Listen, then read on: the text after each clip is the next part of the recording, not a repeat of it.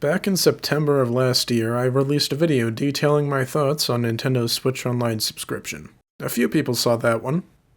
The response to that first video was honestly staggering. Watching the views flood in was a very surreal experience, and I'm very grateful to everybody who decided to stick around after seeing it. I'm happy with the response that video got, but I do regret some parts of it. The editing was a little lazy, the music was too loud at times, the script was spotty, and the voiceover sounds off to me. I didn't do as much research as I should have, so some of my points don't hold much weight. I didn't really talk about anything aside from the classic games either. It was a pretty flawed video. With those issues in mind, and with some more recent developments and updates, I thought it would be a good idea to come back to this topic and tie up a few loose ends. So, yeah. Here we are talking about Switch Online again.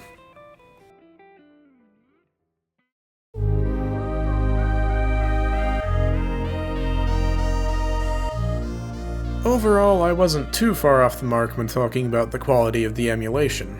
I did say a few stupid things, though. For one, I incorrectly stated that the team behind the Nintendo 64 emulator was relatively new with little to no experience working with these kinds of games, which is not true. So who did develop these emulators then? Let's start by talking about Nerd. Actimagine, or MobiClip, was a French company specializing in video codec technology. This technology was used in a number of releases for Nintendo consoles including Game Boy Advance, DS, 3DS, and Wii. Nintendo was clearly impressed with them because they bought the company. They are now known as Nintendo European Research and Development, or NERD for short. Since their acquisition by Nintendo, Nerd has worked on experimental hardware-related things, such as the Super Stable 3D on new 3DS systems and some parts of more casual Switch games. They've had a hand in the likes of Dr. Kamashima's Brain Training, Ring Fit Adventure, Mario Kart Live, the Nintendo Labo VR Kit, and everybody's favorite game, Nintendo Switch Sports. In addition to those things, they've been spending a lot of time working on official emulation as far back as DS Virtual Console on Wii U. Since then, they've been involved with the development of the emulation used for the classic/mini systems, the GameCube and Wii emulation used for some re-releases on Switch, and all NSO classic game apps. They aren't the only ones working on NSO though. In fact, the only NSO emulators that seem to have been developed solely by Nerd are the ones used for the base subscriptions apps. M2 is the other team responsible for the Sega Genesis emulation. They've worked on a ton of other similar projects. Retro games in the Yakuza and Judgment series, the Mega Man X Legacy Collection, the Castlevania and Contra collections, the Mana Collection, the Namco Museum Archive series, the Sega Ages series on Switch, and many more. They also worked on Sega console emulation for the Virtual Console lineups back in the Wii and 3DS days. It's only natural that they would help out with Genesis games for what is essentially the Virtual Console on the Switch. In the case of the Game Boy Advance emulator, it seems to have been co-developed by Panasonic Vietnam for whatever reason. It's a strange collaboration. Not sure why they're working with Nintendo on an official emulator, but sure. They did a really good job with this project, so it doesn't really matter how odd that partnership is. So who's responsible for the Nintendo 64 emulator?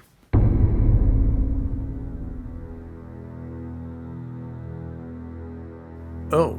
The story behind IQ is an interesting one. Basically, China's laws surrounding video games were keeping companies like Nintendo from selling stuff in the country. It was also leading to a lot of piracy. Nintendo was not a fan of this, unsurprisingly, and decided to partner with a man named Wei Yan. Together they founded IQ in order to officially get their games on the Chinese market. Through the IQ brand, they were able to sort of release the Nintendo 64, Game Boy Advance, DS, and 3DS in China. Nintendo fully acquired the company in 2013. Thanks to their current partnership with Tencent, however, they no longer need IQ to release their products in China. So, what does IQ do now? Emulation sometimes, and that seems to be about it. They ended up developing the NES and Game Boy emulators on 3DS, which weren't that bad. Unfortunately, they were also the ones responsible for the Nintendo 64 emulator on the Wii U. Yes, the very bad one. They seemingly returned for the better but similarly flawed emulator that's been used for Mario 3D All-Stars and Switch Online. Where am I getting all this information? Well, it's certainly not from their bad website.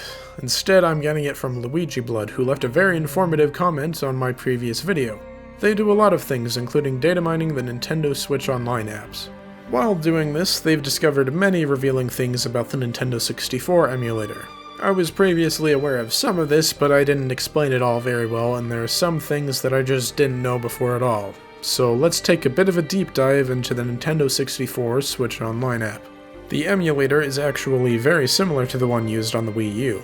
Many parts of it were reused and left completely untouched. This even includes some unused content. One example of this is some very unfinished 64DD emulation from the Wii U emulator that was carried over to the Switch version. This data has since been removed, but it was there for a time. The Switch emulator carried over these pieces of unused content, in addition to some unfortunate problems. The input lag was a pretty big issue at launch, much like it was on Wii U, and it's still an issue despite the improvements that were made a little later.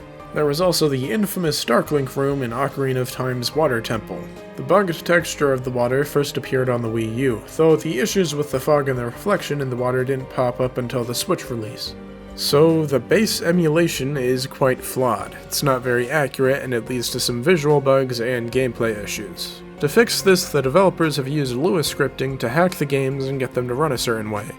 This doesn't always work very well. The main hacks that I specifically know of are the ones that have to do with slowdown. Some of these make sense, while others don't. Banjo-Kazooie, for instance, has additional slowdown added to the first cutscene in order to keep it in sync with the music. The Xbox releases don't have anything like this, so the music doesn't match what's actually going on for the most part. Majora's Mask has something similar going on with one cutscene at the end of the game. In Paper Mario, on the other hand, the menus and a few other sequences intentionally run slower, which is very jarring. It doesn't make the game more accurate to the original version, and it doesn't seem to be there to prevent some kind of major glitch either. Early on, it also caused the app to crash on the game over screen with a specific party member equipped. The crash was fixed, but the slowdown wasn't for some reason. These scripts can catch emulation problems sometimes, but they can't solve everything. I haven't noticed all of these for myself, but I've seen and heard about plenty of problems. Delayed audio in games like Paper Mario, stuttering in games like F-Zero X, visual bugs in games like Pokemon Stadium, various problems with GoldenEye, and many other issues.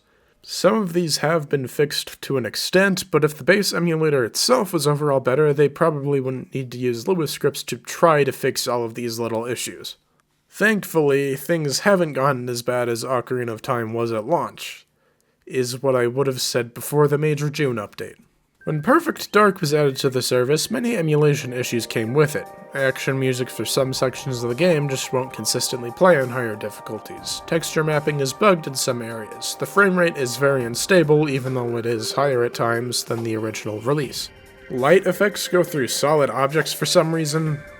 Audio often gets distorted, explosion effects are very messed up, and things just vanish into thin air when they're destroyed. When you're playing with a Nintendo 64 controller, the icon in the top left corner won't disappear when widescreen is activated, which is odd considering how it does for GoldenEye and Jet Force Gemini. One problem that was especially disruptive when I played the game for a bit was this bugged blur effect. It's most noticeable when you go into this little room. In the Switch version, it's nauseating to look at, and it's just so hard to see where you're going. These aren't the only issues, unfortunately. It just feels like the emulation for this game and the new app itself were thrown together last minute. I definitely recommend checking these videos out if you want a better understanding of what all of the problems are. None of these emulation issues with Perfect Dark have been fixed, and Nintendo still hasn't acknowledged any of them to this day. That's ridiculous, it's been months. Another problem that I briefly mentioned in the previous video is the control stick emulation. To recap, the Nintendo 64's control stick works differently compared to most modern controllers. As a result, there are sensitivity issues when playing these games with a different controller if the dead zone hasn't been adjusted.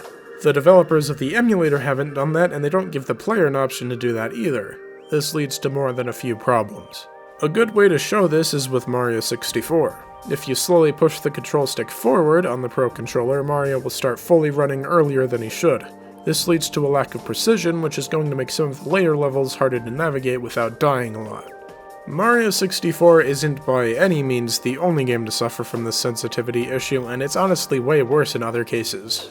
A number of shooters and other games that involve precise aiming are now available on the service. If you play with the Pro Controller or Joy-Cons, you won't be able to aim precisely, so some sections will be extremely difficult.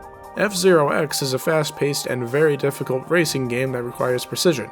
You aren't going to get that very easily on a normal controller, so the game is much harder than it should be.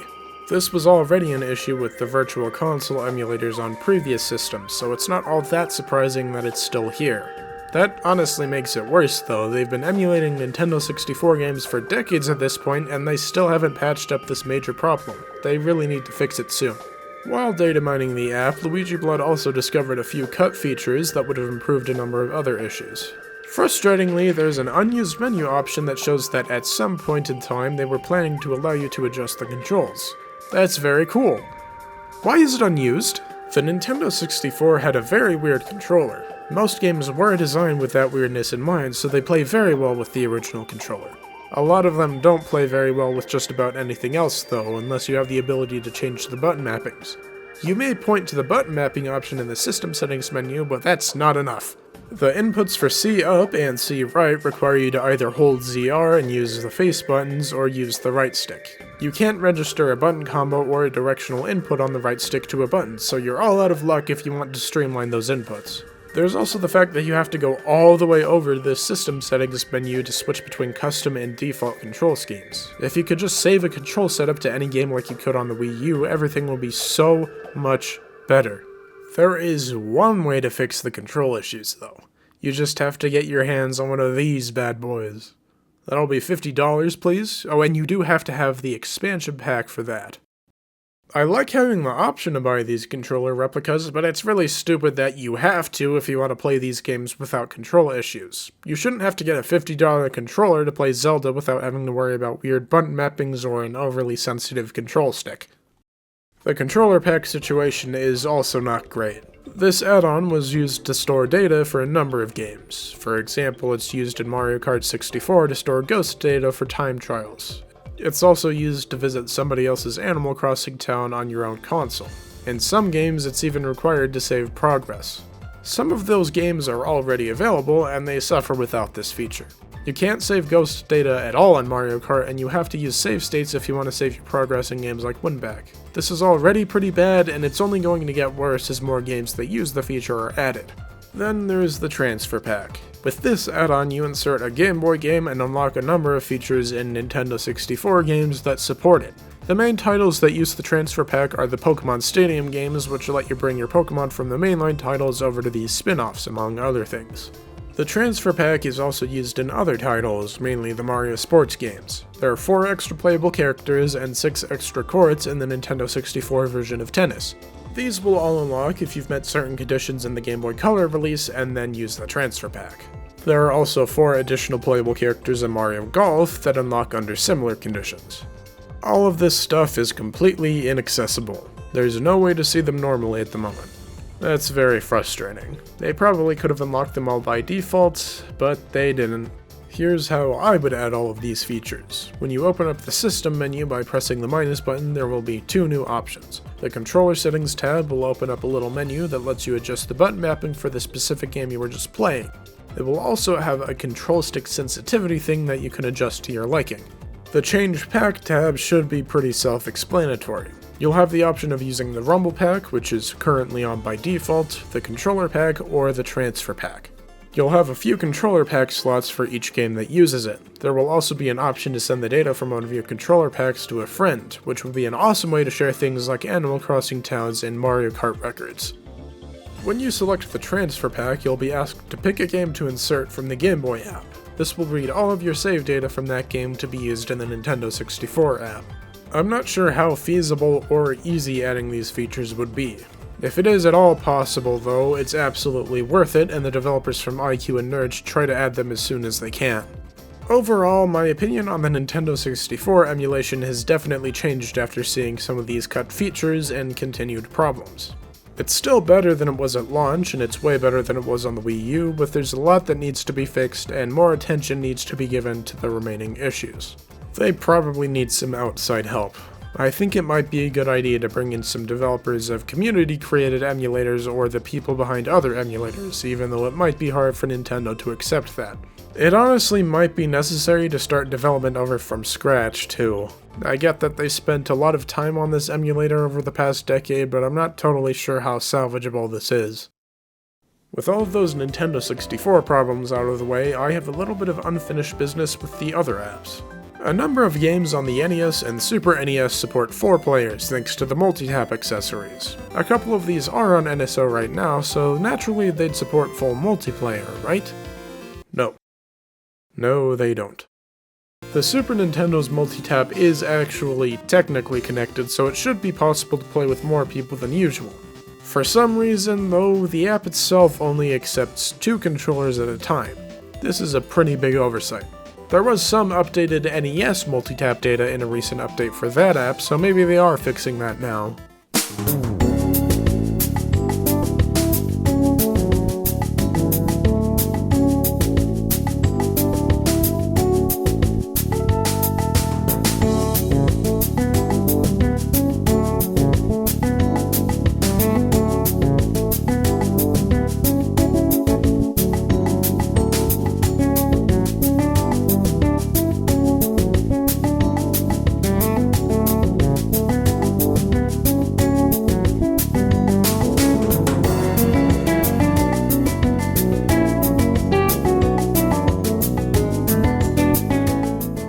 Some Game Boy and Game Boy Advance games allow you to sort of transfer your save data between each other through a password system.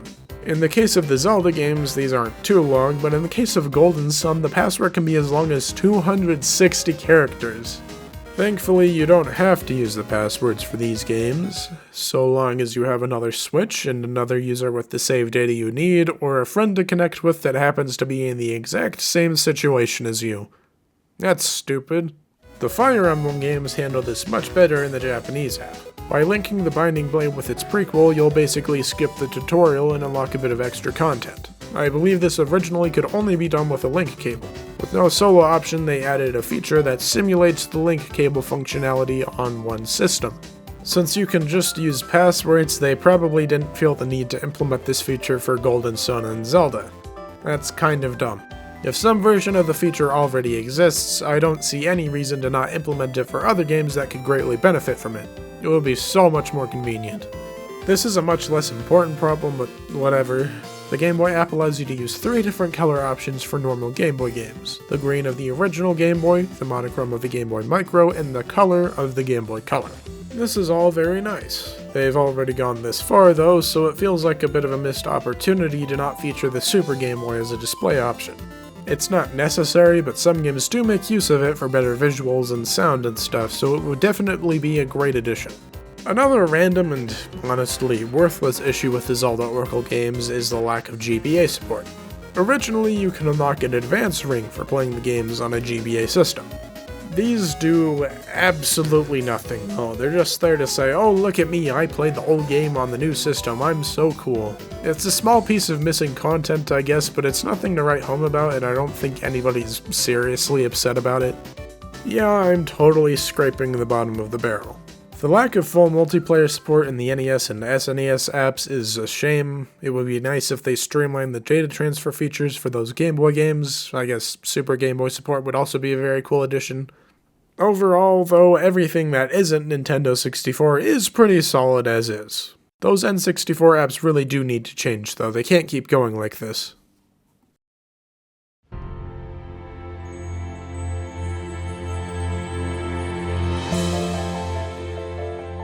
They have added content to Switch Online since the release of my previous videos, so I thought it would be a good idea to see what they've added and what the schedule has been like. Before that, there's something pretty important to mention about the NES and Super Nintendo apps. Something that I wasn't aware of before. Something that definitely needs to change. As mentioned by Luigi Blood in their comment, these two apps for the most part only have the NTSC version of any given game, specifically the North American version. As a result, most are only available in English. I believe that other regions have the exact same app, so if you want to play a text-heavy game like A Link to the Past and you don't understand English, you're all out of luck. This is very stupid for obvious reasons. There are existing versions of these games that support other languages, so there's no reason to force people to play in English. Imagine if worldwide, NSO only had the Japanese versions of most games in these apps. That's basically how it feels for non-English speakers. Of course, a lot of the multi-language versions are PAL 50Hz releases, so they run slower. I don't know if they could fix that in any way, but having them as an option at the very least would be fantastic, and it would help make the games more accessible. With that out of the way, I will now talk about every classic game update that has happened from September 2023 up to this point. Go ahead and skip to the next chapter if you don't want to hear about every update specifically. On September 6th of last year, an update exclusively for non-Japanese apps was released. Most of the games added were Japan-exclusive titles coming to the West for the first time. The other game that was added was Quest for Camelot for the Game Boy Color. Alright, I guess. That's certainly a choice. I mean, it's cool to see more licensed games, but from what I've played, this one isn't very good. Maybe it's an all-time classic and I just need to give it more time, but it doesn't seem to be worth it so far. It's fine though, more games are nice, even if they maybe aren't the best. Later that month, they added Kirby and the Amazing Mirror as the monthly expansion pack release. About a month later, on the 27th of October, they added Mario Party 3. It took them more than a year, but they finally did it. Amazing. I'm so proud of them for this massive accomplishment. On the 31st, they added Devil World, The Mysterious Murasame Castle, and Castlevania Legends. This was a pretty cool update. Devil World and Murasame Castle are some pretty big games that weren't even available in Japan yet. This is also Devil World's first time coming out in North America, which is kind of a big deal. As for Castlevania Legends, the game isn't all that good. It's never been re-released before this point though, and it's at the very least better than Castlevania The Adventure, so it's worth bringing back. At the very end of November, in Japan only, Jet Force Gemini was added. GoldenEye as well, since they didn't have it yet. This is because of the 18+ app that was launched at the same time.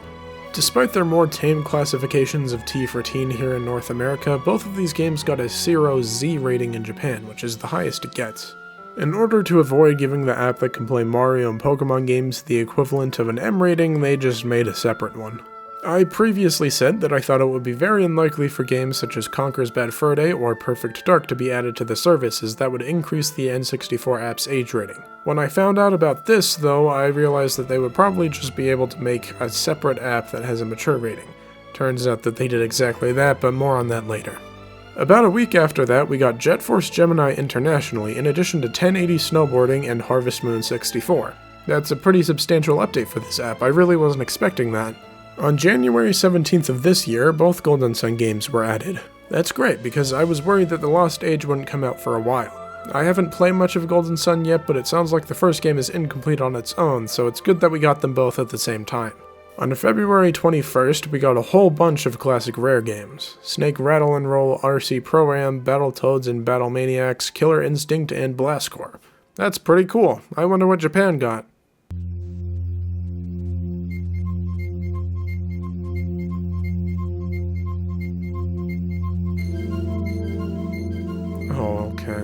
On March 12th, we got a few Mario spin-offs on the Game Boy app. We do sort of have versions of these games on the other apps, but the Game Boy Color versions of the sports games in particular are pretty unique, so this is cool. On March 29th, we got F-Zero Maximum Velocity, once again over a year after it was initially announced. Let's take a moment to celebrate this truly momentous re-release of F-Zero Maximum Velocity for the Game Boy Advance. Okay, that's enough. On April 12th, a number of games came out on the Super NES app. A couple of these were also previously exclusive to Japan. For their version of this update, they also got Battletoads and Battle Maniacs, and a neat little game called Marvelous.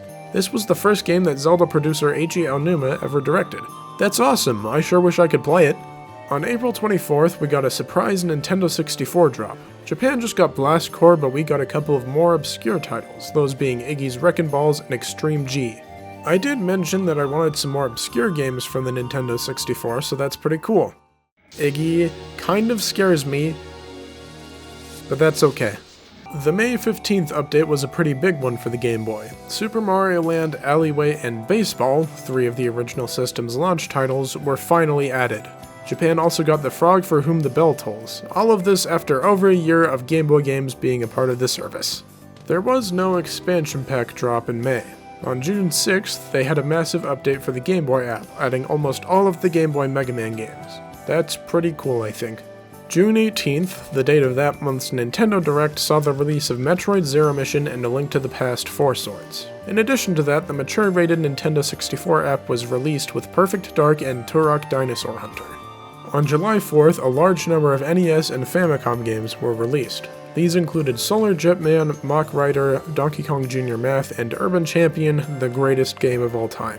Japan also got a few exclusive games. The very next week, July 12th, saw the release of the previously Japan-exclusive Legend of Starfy games on the GBA app in all regions. That was a very pleasant surprise. On August 12th, Pokemon Mystery Dungeon Red Rescue Team was brought over to the GBA app.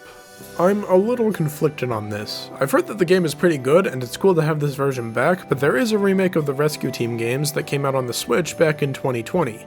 I don't know, I would have preferred to get something else as well.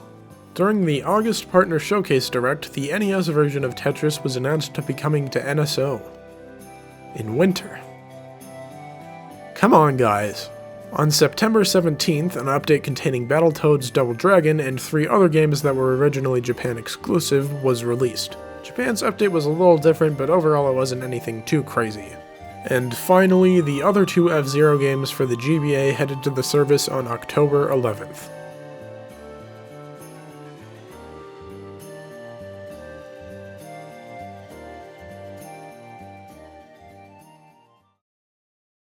So that's everything that was added and announced after my video, and also Quest for Camelot for the Game Boy Color. Now alright, let's start with the good stuff. Overall, we have been getting more frequent updates. We still usually get our single monthly expansion pack drop, but we've also been getting a lot of content for the base subscriptions apps ever since February. There have also been a few expansion pack updates that contain multiple games, which is always nice. There weren't many of those before. That's cool and all, but I don't think it's enough. You may have noticed that I didn't mention the Sega Genesis at all while talking about those updates. That's because we haven't gotten a single Genesis game since June of last year. That's ridiculous. At this point, Genesis games feel more like a gimmick than a true addition to the service, and that really stinks. The Game Boy app is still kind of lacking. They've been patching this up a little bit throughout this year, but that took a while. Late last year, they added Quest for Camelot for the Game Boy Color, Castlevania Legends, and absolutely nothing else. I'm not opposed to these games being added in the slightest, but there are plenty of other more important games that should be added. They should be releasing those alongside these more random drops at the very least. It's clearly getting better though. We've gotten some Mario spin-offs, some launch titles, and 5 different Mega Man games so far this year, and the library is sure to keep growing, so I'm feeling pretty optimistic about the future of this app. The Game Boy Advance app is unfortunately in a worse spot. The only time where both the N64 and GBA apps were updated at the same time was back in June, so the library is growing very slowly. We have no third-party games for GBA at all. Everything in this app is published by Nintendo. That's insane. Say what you will about the launch lineups for the other apps, but there was always at least a little bit of variety when it came to the publishers. Nintendo games are still all we have for GBA though. What are they doing? Something else that really hurts is how there have been some games that took over a year to come out after they were announced. Mario Party 3, Maximum Velocity, and the Frog game were all in this situation. If you subscribed to Switch Online when these games were initially revealed to be coming, you wouldn't be able to play them unless you subscribed again, and that just feels wrong. I think it's especially problematic in the case of the expansion pack content. Unless you're splitting the price of a family plan with other people, you are paying a minimum of $30 more to access this content. It doesn't feel like the updates are frequent enough to justify this price increase. It's cool that the schedule is consistent most of the time, but they insist on only updating either the N64 app or the GBA app most of the time. It's usually only one or the other, which massively hurts the growth of both libraries. And don't get me started on the Genesis app, what the heck is going on there? To fix this, I would suggest that they do this. Add 2 to 3 Game Boy Advance games each month. They don't need to be related like the Mario Advance or Golden Sun games were, just anything. Major first-party games, major third-party games, hidden gems, whatever. Add 1 to 2 Nintendo 64 games each month, and don't alternate between that and the GBA updates. If multiple games show up each update, there will be a chance for more obscure games to show up alongside bigger titles. It would be the best of both worlds. I get that the current state of the emulator might make this harder, but it would be greatly appreciated. I would be fine waiting longer for the next update if they fix the emulator though. That just probably won't happen. Last, and certainly not least, drop more consistent Genesis updates. It doesn't need to be at the same pace as the other apps, but it shouldn't be as ridiculously slow as it is now. It's been over a year. What's been taking so long? You may have noticed that we've gotten a number of games that were previously exclusive to Japan. That's great and all, but why haven't we gotten games like Mother 3? Doesn't Nintendo understand that we want them? Well, that's an unfortunate truth about this service. We do often get Japan-exclusive games, but they're never localized in any way. They're still in Japanese. They probably consider these games to be fine enough to release outside of Japan because they aren't text-heavy, or they're relatively simple and not hard to play without an understanding of the language. If you choose to download one of the Japanese apps using a Japanese Nintendo account, you'll see pretty quickly why they don't bring anything else over here. Take a Fire Emblem game for example. There are many menus, all in Japanese. If you can't read Japanese, you're probably not going to be able to figure out what the heck you're supposed to be doing. You can fumble around, sure, and maybe you could even follow along with a video of a fan translation or something, but is it really worth it? A lot of these games are story-driven too. You won't enjoy Genealogy of the Holy War if you don't understand the political drama and the complex narrative. You won't truly appreciate Mother 3 if you can't experience the witty writing and the emotional journey these characters ultimately go on. So, why don't they just localize these games? Many have asked that question before. Clearly it hasn't led anywhere yet. Nintendo has dropped some previously unreleased things on NSO and Virtual Console, but it's usually something that was already complete that just never came out for one reason or another. They hardly ever go back and make a new localization or finish an incomplete project. That's the story behind Earthbound Beginnings, the English version of Magical Drop 2, and Star Fox 2. These were all finished back in the day, but they didn't come out. They just decided to put them out later down the line because they could. I do think it's unfortunate that they probably won't localize these games. I and many others would absolutely love to have some official way to play them, but we'll just have to accept that Nintendo has no plans for that. Maybe someday they'll finally localize Mother 3 and put it on the eShop or something like that, but that probably won't have anything to do with Switch Online. On the topic of localizations, I think that they should give us Fire Emblem Shadow Dragon and the Blade of Light. They did translate that one for us on the Switch, but it was a limited release, so you can't buy it anymore. I doubt anyone would be very upset if they added that version to Switch Online, so they should just do it at some point. Alright, with all of that stuff for the current state of NSO out of the way, it's time to look toward the future again. In the other video, I came to the conclusion that GameCube NSO will probably never be a thing, at least not for a while. The Switch is clearly capable of GameCube and Wii emulation, as we can see from Mario 3D All-Stars and the Pikmin games. There just happens to be a whole lot of GameCube ports, remakes, and remasters on the Switch already, and it doesn't seem like they'll be slowing down. The fact that the individual games would take up a lot of the console's internal storage isn't helping things either. For those reasons, I also doubt Wii NSO is happening anytime soon. This is just a quick little editor's note since I've realized that I do have more to say about GameCube games. I definitely do want GameCube NSO and it might happen at some point. I think they could solve the file size issue by just making you install or delete games manually, so that's not the biggest of problems. There are also plenty of games that deserve to be played on modern hardware that likely won't get re-releases anytime soon. Obviously there are some very obscure games like Doshin the Giant or freaking Cubivore that I could never see being re-released. Some series like Smash Bros. Or Fire Emblem also just don't get proper re-releases at all outside of stuff like NSO. I'd like to be able to play these games on modern hardware, and I definitely want more people to have access to them through official means. I still don't expect it to happen, but Nintendo might realize the value of this and make GameCube NSO a reality. I definitely want that. I do have some hope for DS games. Nintendo has released a couple of games from the DS on the Switch in some form, but those are full from the ground up remakes that look and play very differently, so they could definitely justify adding this console to the service. I doubt existing third-party efforts would really change that either.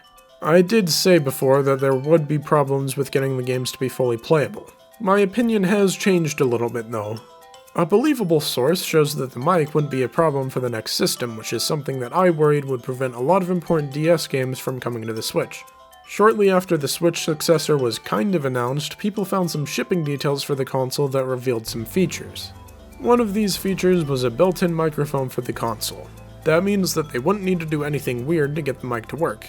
Of course, that would also mean that DS games might be exclusive to the next console. That would be unfortunate, but I'd accept that.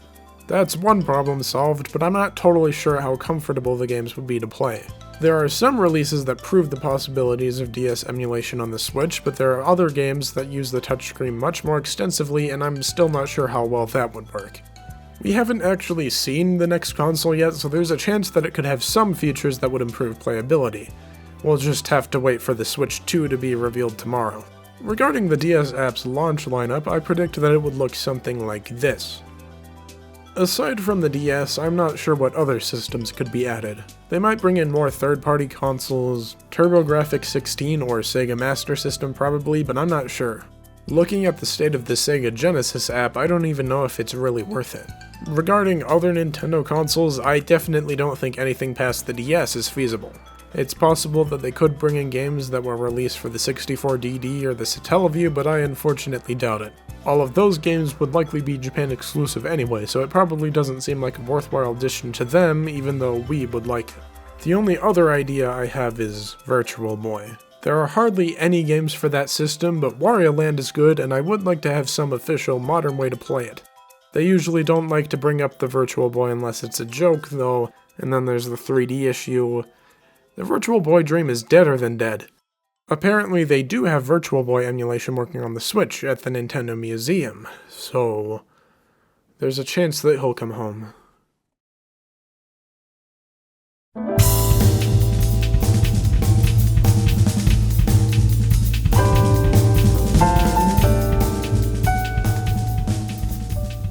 Before, I only really talked about the classic games of Switch Online. That's because it's the main thing that I really care about when it comes to this service.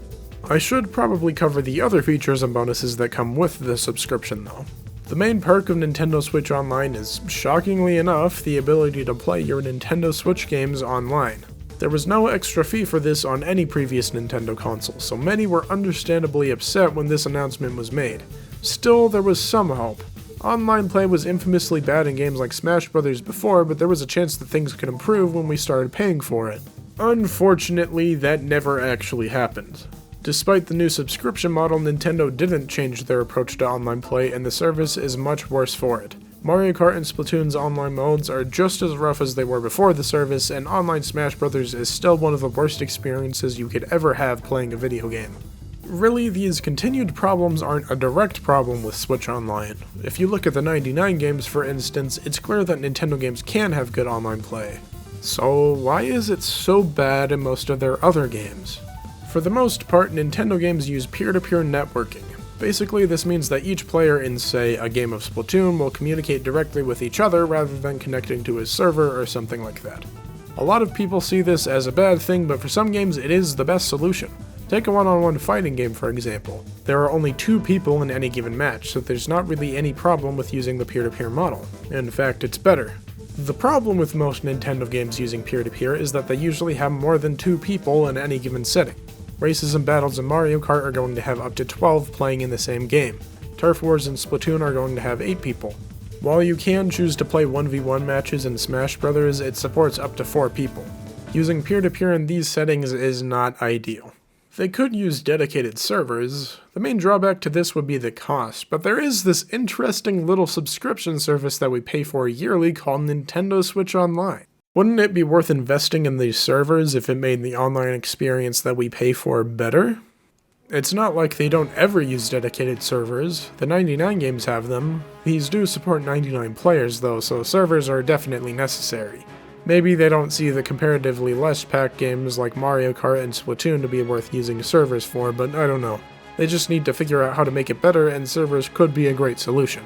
As for Smash, they could probably get away with still using peer-to-peer, since a lot of people choose to play 1v1 matches anyway. So if they don't desperately need to change their networking model, why is it still so terrible? Well, there are a lot of factors that make Smash's online features so bad.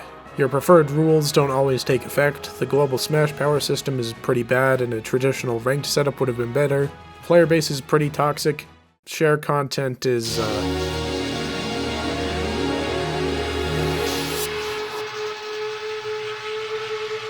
But the main reason why Smash Bros. Is so miserable to play online is the netcode. It uses a very flawed, delay-based model. As a result, the game feels very sluggish to play online. The input lag can be ridiculous, and the game freezes often. This is not ideal in a fast-paced fighting game like Smash Ultimate. Most other fighting games these days instead opt to use rollback. This is a predictive method that is much more responsive than the delay-based netcode that Smash has. It's not perfect and requires some real effort if you want it to work well, but the results are absolutely worth it. I don't think I could explain rollback very well myself, so I definitely recommend watching this video from Core A Gaming if you want a full understanding of the topic. Funnily enough, some other online Switch games like Mario Kart 8, some of the classic games, and F-Zero 99 use predictive methods that seem to be similar to rollback. It's pretty strange then that Smash Bros. Still doesn't have anything like it when there are so many people begging for it. Of course, rollback isn't a magical solution that fixes every problem with online play. Take Tekken 8 for example. That game has rollback, which helps improve the online experience quite a bit. However, it's incredibly messy at times because it's implemented weirdly. Case in point, this match that I had while recording footage.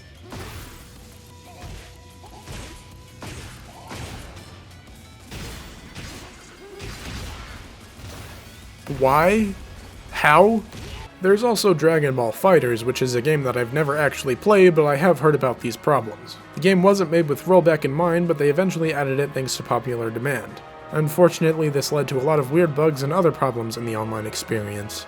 Despite those potential issues, rollback is still a good addition, and these kinds of problems aren't nearly as common in other games. The developers just need to figure out the best way to implement it.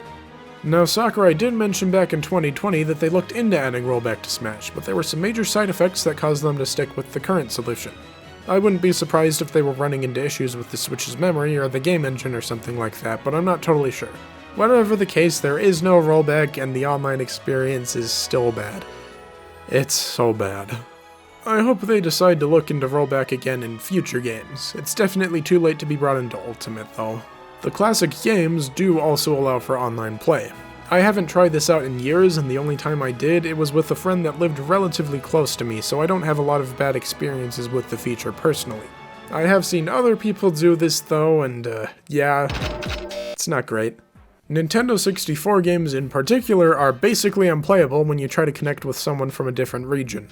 As I mentioned in the other video, I also have some problems with the options for online play. You can only play with people on your friends list. Ideally, you should be able to at least make a game room that other people can join, but I guess they don't want to let us do that. That is very unfortunate. Online play for all of these old games is an incredible feature to have and a big selling point, but it's very limiting and just doesn't work well enough to be worth caring about. It's just another disappointing aspect of the classic games. I will admit that I still don't know a whole lot about online play. I'm not a game developer and I don't even play a lot of online games, so my experience is very limited and my knowledge is relatively small. If I got anything wrong or if there's anything important that I failed to mention, don't be afraid to correct me or elaborate in the comments section. There are, of course, other bonuses with this subscription. The biggest, in my opinion, are the 99 games. Tetris 99 is a competitive battle royale version of the iconic puzzle game, and I play it way too much. It's very tough at first, but it's very satisfying when you manage to survive until the end of the game. There are these themes that you can buy with tickets that you get from daily challenges. There are also some event themes based on other Nintendo games with different music and sound effects and stuff. Yeah, I don't know what else to say. Tetris 99 is really good and really addictive. Maybe you don't play it if you like your sanity, but I'm personally a big fan of this game. F-Zero 99 is an actual new F-Zero game for the Nintendo Switch, so that has to count for something. It looks and plays similarly to the original Super Nintendo game with the addition of a few mechanics from later titles. Of course, it's also sort of a battle royale. Up to 99 players are present in any given race, which is very chaotic and honestly very fitting for the aggressive, fast-paced racing game that F-Zero is. I haven't played a lot of F-Zero 99 yet, but the game really is fantastic. The Battle Royale formula is a surprisingly great fit for the series, and I definitely recommend giving the game a shot if you haven't played it yet. Hopefully it leads to more new F-Zero games in the near future. They've also cycled through other similar games, but those have been delisted and their online services have been discontinued. These two games are all we have now. Now, all of these games are, or were, technically free. You could download them from the eShop at no cost, and as far as I'm aware, open the game without a subscription. Of course, they're all based around online multiplayer, so you wouldn't get very far. Tetris has some paid DLC that lets you play offline, and Pac-Man had something similar when it was around, but the real meat of these games comes from playing online. As such, you need the base subscription at least to fully enjoy them, and they are advertised as being a part of the service because of that. These games are really good though. Maybe they aren't worth the price of admission alone, but I believe they're fantastic additions that at the very least improve the value of the service. It's good stuff.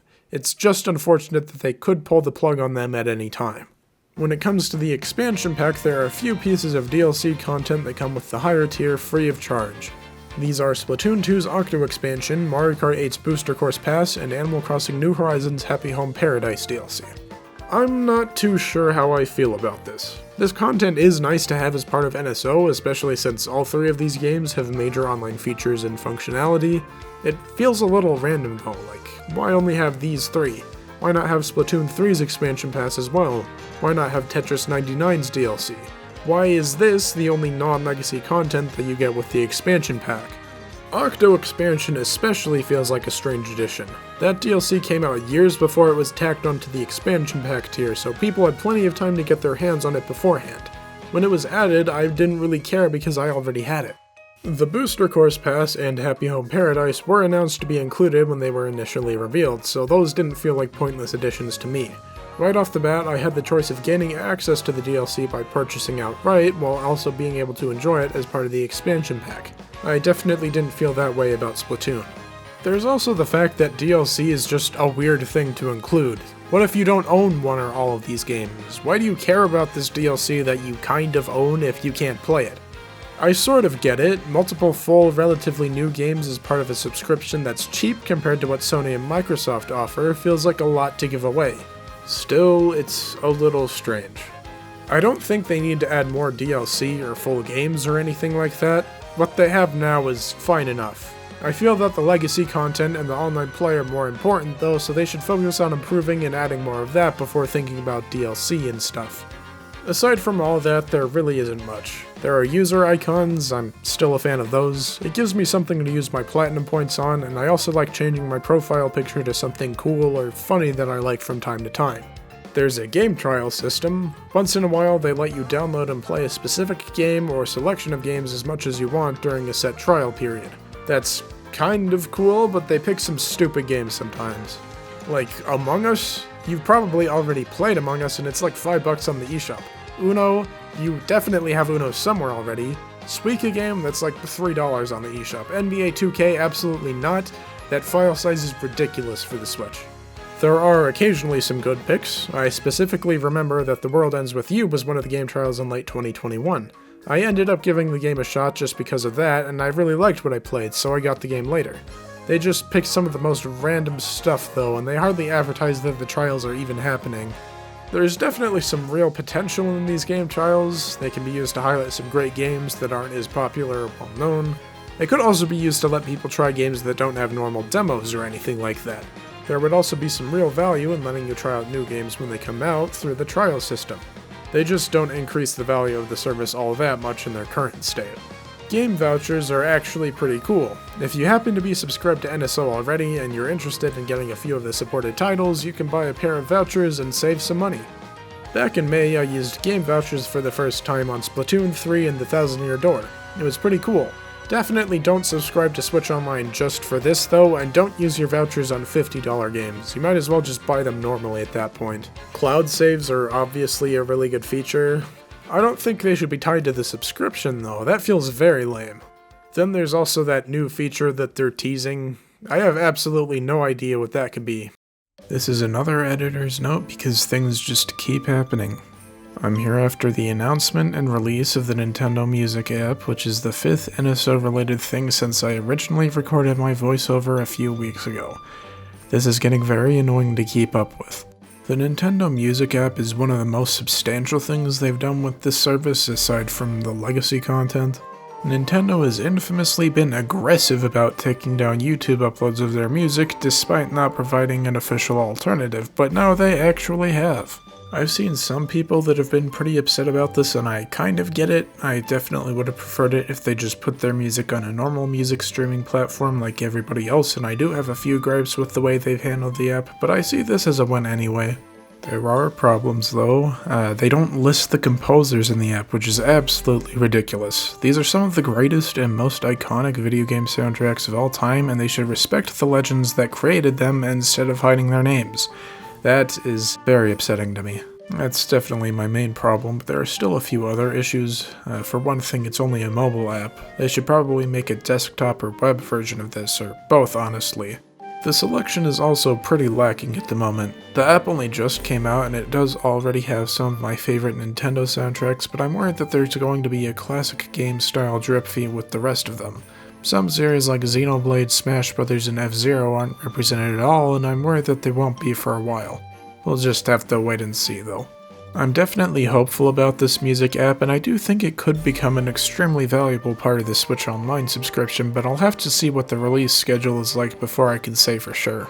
And yes, before you ask, I have seen what the playtest thing was about. I won't talk about it here just to be safe, but I'm definitely intrigued to see where it'll go. As far as I'm aware, there isn't really anything else of value you get from NSO.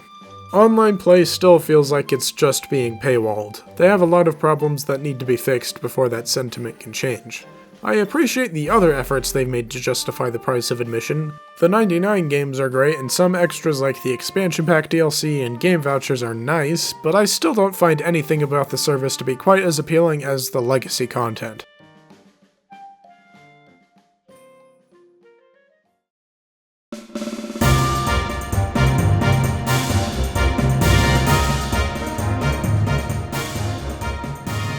I don't have too much more to say about this than I did before, but there are some additional comments that I would like to make. I don't think a subscription service that includes legacy content is a bad thing at all. I really appreciate that you get a variety of different games with NSO.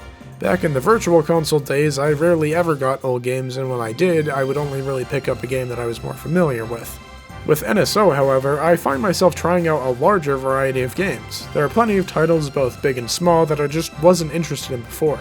I gave them a try anyway because they came with my subscription, and ended up actually enjoying them quite a bit. The value also isn't that bad. It is annoying to have to pay yearly for Switch Online, but I do gain access to a lot of games that I enjoy. While before I had to buy every game that I wanted to play individually, I can get all of them so long as I pay a yearly fee that is, at least in the short term, cheaper. Despite that, I still don't like the fact that Switch Online is the only way to play these games. You should be able to buy them individually if you would like to, in case games get removed, or the service is discontinued, or you just really don't want to pay for the subscription. That's why I suggested having both as an option in the previous video. Turns out that Sony is doing exactly that for their PlayStation Plus service. I didn't even realize that because I didn't do enough research. As part of the very expensive premium tier of their online subscription service, Sony gives you full access to emulated versions of PS1, PS2, and PSP games, as well as streamed versions of PS3 games. If you don't want to pay that large subscription fee, you do have the option of buying everything but the PS3 games separately. You can also download most PS1 and PSP games for free if you happen to buy them digitally on a previous console. I think the selection is lacking, and the price for that subscription tier is much more than I would be willing to pay for, but the model itself is almost exactly what I wish Switch Online was. In a perfect world, you'd be able to pay for the expansion pack tier for immediate access to all legacy content, while also having the option to individually buy those games and keep playing them in the long term. Unfortunately, we don't live in that world.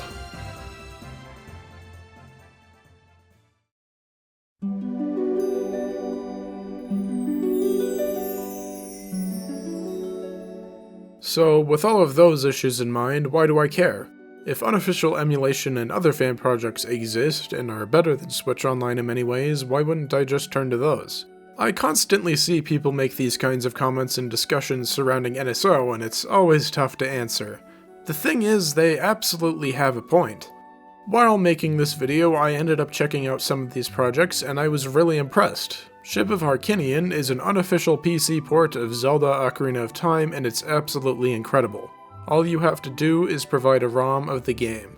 As soon as it's decompiled, you can run the game natively on your computer. There are a ton of customization options too. You can run the game in widescreen at whatever resolution you want, rather than having to settle for the regular 4:3 aspect ratio. You can also improve the frame rate. Most releases of Ocarina of Time only run at a pathetic 20 frames per second, but Ship of Harkinian can run at a stable 60, and it's so much better. There's even more than that. You can add full camera control, you can toggle some fixes for weird bugs and quirks in the original release, you can use gyro controls for first-person aiming, you can play a randomized version of the game where all of the items in the world are shuffled around, you can play the Master Quest version from the GameCube, you can add custom models and textures to the game. There's so much you can do with this PC port, and I've only scratched the surface of it. The team has also put together two Ship to Harkinian, which is basically the same thing for Majora's Mask. It's still in its early days and I haven't tried it out extensively, but considering how awesome their previous project was and how much I absolutely love Majora's Mask, I'm definitely excited. There's also the N64 recompiled project that was fully released back in May. Most PC ports like Ship of Harkinian have to be decompiled by community members, which can take years sometimes, and it usually only happens for big, popular games. The recompilation tool automates this process and speeds up the creation of these ports drastically. I checked out the Majora's Mask port that was made using this tool, and it was awesome. At the time, the enhancements on offer were pretty basic, but they were more than enough to make it much better than any official release of the game. Loading screens are instant, there's no delay after opening and closing the pause menu, I could run the game at 60 frames per second instead of 20 without any issues. I was very happy with it. There are plans to add mod support, ray tracing, and a number of other features too. It probably won't end up being as feature-rich as the Harkinian ports, but it's still impressive and absolutely worth checking out. The fact that more obscure or even hated N64 games can get full PC ports with this tool is also something to look forward to. I personally can't wait to play Superman: The New Superman Adventures with ray tracing. Regular emulators aren't quite as cool as unofficial PC ports, but they're great to have and they serve their purpose extremely well. You can still make use of all kinds of enhancements, you can customize things way more, it's easier to use mods and hacks. It's more convenient to play on an emulator than it is to play on original hardware a lot of the time too. On top of all that, emulation helps to preserve older games that are inaccessible and lack official re-releases, which is very important. I definitely wouldn't be able to play all of the Xenosaga games, for instance, if it weren't for emulators. Unofficial emulators can also support features that NSO fails to have. You can simulate features and accessories like the Super Nintendo's multi-tap and the Nintendo 64's controller packs, which, as stated previously, are not supported in any way on the official apps right now. And of course, every emulator comes with button mapping options. Overall, community efforts are far better than Nintendo's work on NSO. With all of that in mind, why do I care about NSO? Why do I pay for it? Why do I take it seriously? Why don't I just stick to these fan projects instead? Well, how else can I play Tetris 99? In all seriousness, it's kind of hard to explain, but I'll try. In a way, Switch Online is more convenient than an emulator or something like that. For those unofficial methods of play, you will need a ROM. To get one, you'll have to go through a bunch of extra steps, like getting a cartridge reader or hacking your system to dump the ROM in question. If you don't want to do that, there are other ways. But that, my friends, is piracy. Oddly enough, some people would rather not do that if they can help it, me included. Switch Online costs money, yes, but it is also legal, safe, and relatively convenient. You just pay for the subscription, download the app, and then play the games. I also only use emulators when it's the only reasonable option for what I want to play, and I go for official releases whenever possible. That's just a personal decision, though. Of course, NSO is full of issues, that's why I take it seriously. These consoles are Nintendo's legacy. They're obligated to honor that legacy to the best of their ability by adding as many games as they can and allowing them to all be fully playable with as few issues as possible. They don't need to add a ton of bells and whistles, but they should at the very least give you a way to save ghost data in Mario Kart 64. That's why it's important to call them out for the emulation problems and the drip feed of games. They should be doing better than just good enough. When the expansion pack launched and had a bunch of emulation problems, Doug Bowser said that they were listening to feedback and wanted to improve the service as a whole. You can choose whether you believe that or not, but considering what they did fix early on, I do. If enough people continue to call them out for not having full button mapping or for the control stick problems or for anything else, they might fix those problems. If more people call them out for the drip feed, they might speed things up a bit more. If we want that to happen, though, we shouldn't just accept the service the way it is. We shouldn't shut out all criticism of NSO because we don't notice every little problem. If you do choose to play these games through other means because of all of the problems that you have with the service, I think it's still important to share any feedback that you have. Honest, good faith criticism of a product like this is really important. Sorry if my points don't totally make sense, I'm a little unsure of how to communicate my opinions without sounding stupid. I just think that official support for legacy content is extremely valuable, and I want Switch Online to be much better than it is now.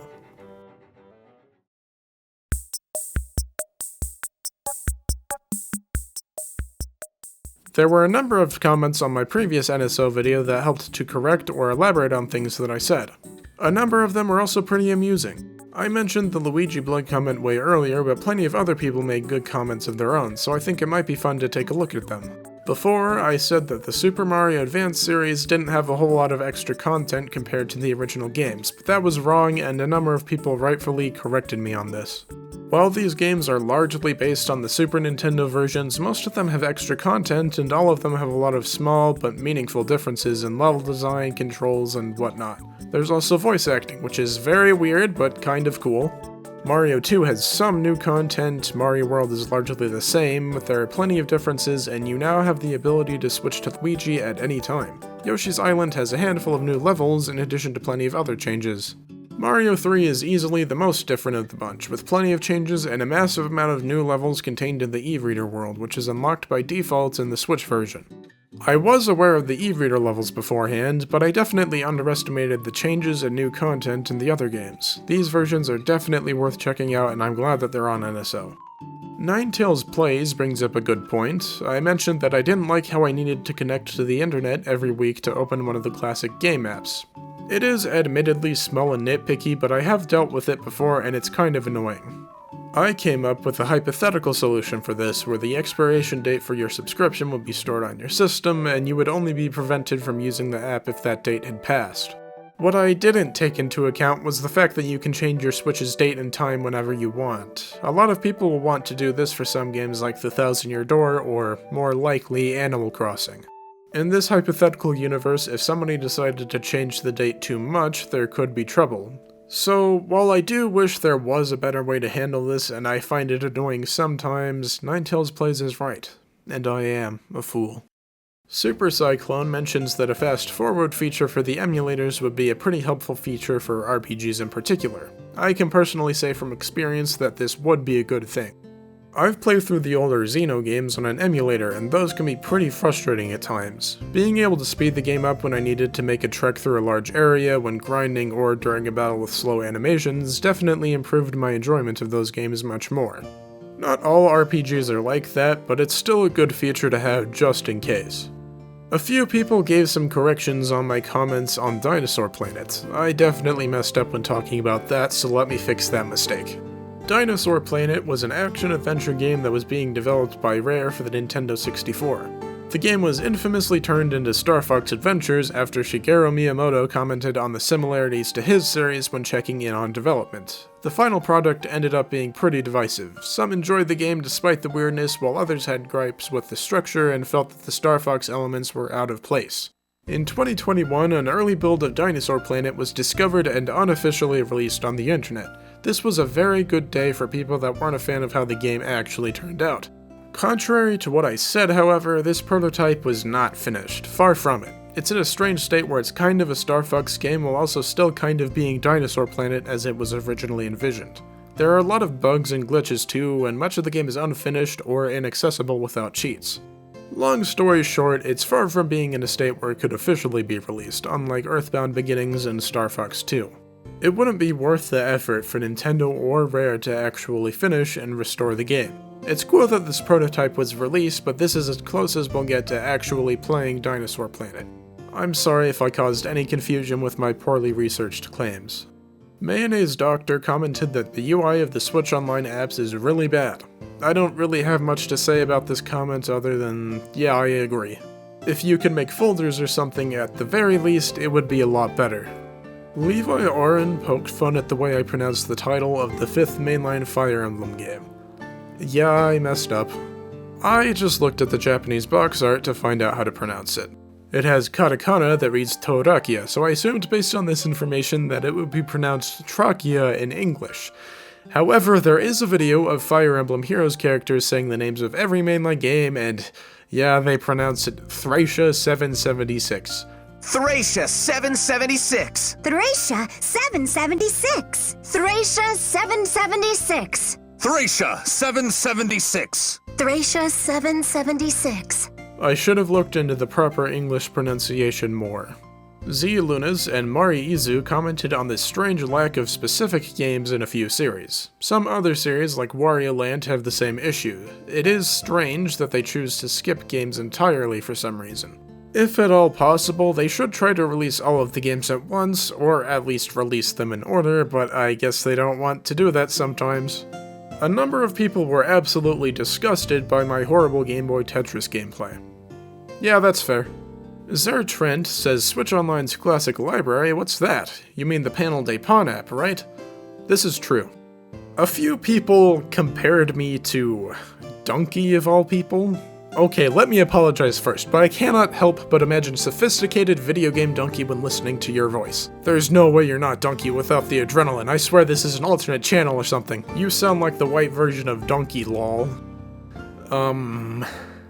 About that last one. Yeah, hello, I am Funny Man Video Game Donkey from Big Mode Publishing. I am joined today by the creator of Animal Well, Billy Basso. I was trying to give people the experience of finding something new in a place they've already been before. Pretty much somewhere that's filled with puzzles that you would want to keep coming back to over and over again. And then a handful of other people said something about Hotel Mario. I'm not sure what they're talking about. Thank you to everyone who left a comment on the previous video. I enjoyed reading them a lot.